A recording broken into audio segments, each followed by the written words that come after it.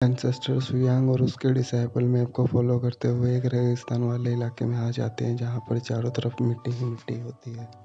जैसे जैसे वो ऑक्टोपस चैम्बर की तरफ आगे बढ़ रहे थे, उनके सामने एक मिट्टी का बवंडर आ जाता है जो कि एक तरीके का प्रोटेक्टिव बैरियर होता है जो बाहर से आने वाले अनजान लोगों को रोकने का काम करता है। जैसे जैसे एंसेस्टर सोयांग और उनके डिसाइपल आगे बढ़ रहे थे, वैसे वैसे उस टोर्नेडो से थंडर लाइट गिरने लगी थी, जिसके चलते वहां पर कुछ भी देखना नामुमकिन था।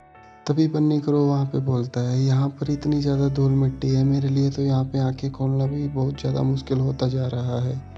ऑक्टोपस चैम्बर के लोग इतने ज़्यादा अमीर हैं, फिर भी वो इतनी घटिया जगह पर कैसे रह सकते हैं जहाँ इतनी धूल मिट्टी उड़ती हो। एंसेस्टर सुयांग अपनी उंगली में क्यूआई एनर्जी को इकट्ठा करते हुए एक छोटा सा अटैक करते हैं, जिससे वहाँ पर डिजर्ट में जितना भी तूफान आया था वो ऐसे साफ हो जाता है जैसे मान लो कि वो पहले यहाँ पर डिजर्व ही नहीं करता हो। जब वहाँ पर मौसम पूरी तरह से साफ हो जाता है तो मिस्चू वहाँ पर एक्साइटेड होते हुए कहती है, अब मुझे समझ आया कि ऑक्टोपस चैम्बर के लोगों ने यही जगह क्यों चुनी, क्योंकि यहाँ सोने को आसानी से खोजा जा सकता। मिस चू अपने 2 स्टोरेज बैग निकालते हुए कहती है कि मैं सारा का सारा ट्रेजर अपने इन 2 बैगों में इकट्ठा कर लूँगी। एंसेस्टर जो अपने डिसाइपलों को आदेश देते हैं कि चलो अब आगे चलते हैं। एंसेस्टर शुयांग को ये भी पता था कि कोई उनकी जासूसी कर रहा है, लेकिन उन सबको इग्नोर करते हुए एंसेस्टर शुयांग आगे बढ़ जाते हैं। सीन शिफ्ट होता है और हमें साचन सिटी का सीन दिखाया जाता है और यहीं पर था ऑक्टोपस चैम्बर का महल, जो वहाँ पर पूरी सिटी पर राज करता था। ऑक्टोपस चैम्बर में एक डिसाइपल आकर अपने मालिक को बताता है कि और हमारे द्वारा भेजे गए सारे वॉरियर अचानक से पता नहीं कहाँ गायब हो गए हैं। ऑक्टोपस चैम्बर के हेड ने टैनलन सेक्ट के सभी लोगों को मारने के लिए भेजा था, लेकिन उन सभी का खेल तो उन लोगों ने पहले ही खत्म कर दिया था। जब यह बात वो अपने हेड को बताता है तो उसका हेड कहता है कि ये तुम क्या बोल रहे हो, तुम्हारे कहने का क्या मतलब है कि वो सारे के सारे वॉरियर मारे जा चुके हैं जिनको मैंने टैनलन सेक्ट के लोगों को मारने के लिए भेजा था।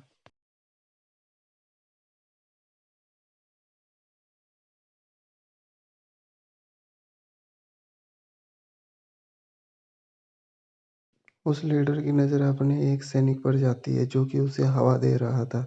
वो उससे कहता है, निकम्मे तुम किसी काम के नहीं हो। एक तो यहाँ इतनी ज़्यादा गर्मी है, ऊपर से उस टैनलन सेक्ट के लोगों ने हमारे सारे सोल्जर को मार दिया है। मेरे टकले सर पे वैसे ही पसीना आ रहा है और तुम ऊपर से हवा नहीं डाल रहे हो। अच्छे से काम करो, अपने हाथ जल्दी जल्दी चलाओ और अच्छी सी हवा मुझे दो, क्योंकि मुझे बहुत ज़्यादा गर्मी लग रही है। अगर मुझे गर्मी लगी तो मैं तुम्हें जान से मरवा दूंगा। ये बात सुनकर तो उस सोल्जर ने भी अपने हाथ जल्दी जल्दी चलाना शुरू कर दिया था और ऐसा करते हुए उस सोल्जर को अचानक से छींक आ जाती है, लेकिन उस हेड की नज़र उस टाइम दूसरी तरफ थी, इसलिए उसकी जान बच गई थी।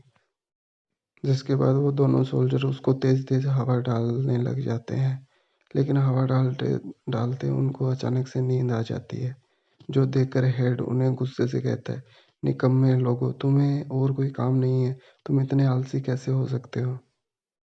ऑक्टोपस चैम्बर का हेड कहता है कि तुम यहाँ से निकल जाओ और टैनलन सेक्ट के बारे में पता करो और उन सोल्जर्स के बारे में भी पता करो जिनको टैनलन सेक्ट के लोगों को मारने के लिए भेजा था। बोने मास्टर की बात सुनकर वो दोनों सोल्जर उस तीसरे सोल्जर को अपने साथ लेकर बाहर चले जाते हैं। वो बोना मास्टर फिर सोचने लग जाता है कि टैनलन सेक्ट को मैं कैसे डिस्ट्रॉय कर सकता हूँ। इसके बारे में प्लानिंग करना शुरू कर देता है। मैं आपको इमोर्टल हॉल पैलेस के बारे में कुछ जानकारी दे देता हूँ, जो कि एक ऑर्गेनाइजेशन है जो कि नाइन्थ रियलम और डीप स्पेस पे अपना राज्य स्थापित किए हुए है। वही पूरे के पूरे नाइन्थ रियलम और डीप स्पेस को कंट्रोल करती है। लेकिन जब से टैनलन सेक्ट ने वहां पर कदम रखा है, उन्होंने इमोर्टल ऑफ पैलेस की सारी ऑर्गेनाइजेशन को हिला के रख दिया है और टैनलन सेक्ट को अपने रास्ते से हटा देने के लिए ये काम ऑक्टोपस ऑफ चैम्बर के इसी हेड को दिया गया था। ये तो है अभी की स्टोरी, लेकिन एशियन टायलन सेक्ट के साथ भी इनका पहले से ही पंगा है और ये हमें आगे आने वाले एपिसोड में पता चलेगा। वो बोना हेड टायलन सेक्ट के बारे में सोच रहा था कि वो कैसे टायलन सेक्ट के लोगों को ढूंढ सकता है, लेकिन तभी अचानक उसे पीछे से एक आवाज़ आती है कि तुम्हें टायलन सेक्ट को ढूंढने की कोई भी ज़रूरत नहीं है, क्योंकि वो ऑलरेडी तुम्हारी सिटी में आ चुके हैं। ओह! ये तो बहुत ही अच्छी बात है कि मुझे उनको ढूँढना नहीं पड़ेगा, क्योंकि मैंने अपने डांसिंग मटेरियल से बना हथियार अभी तक यूज़ नहीं किया है। आज मौका मिला है और मैं आज ही एंसेस्टर शुयांग का खेल यहाँ पे ख़त्म कर दूँगा। और ये बोलते हुए जब वो बोना एंसेस्टर शुयांग को मारने के लिए बाहर जाने ही वाला था, तभी वो पीछे खड़ा एल्डर उसे आवाज़ देते हुए बोलता है कि एंसेस्टर शुयांग को मारना इतना आसान नहीं है। अगर इतना ही आसान होता तो हमारे इमॉर्टल वैली के लोग उसे कब का मार चुके होते। उस एल्डर की ये बात सुनकर वो टकला हेड काफ़ी ज़्यादा गुस्सा होते हुए बोलता है, ये तुम क्या बोल रहे हो कि एंसेस्टर स्वयं को मारा नहीं जा सकता। तभी वो एल्डर बुड्ढा उसे जवाब देते हुए कहता है, ये तो तुम्हें वो यहाँ पर आएगा तो तुम्हें शायद तुम्हें नहीं पता कि एंसेस्टर स्वयं किस बला का नाम है। जब वो यहाँ आएगा तो तुम्हें खुद ब खुद पता चल जाएगा कि वो क्या चीज़ है।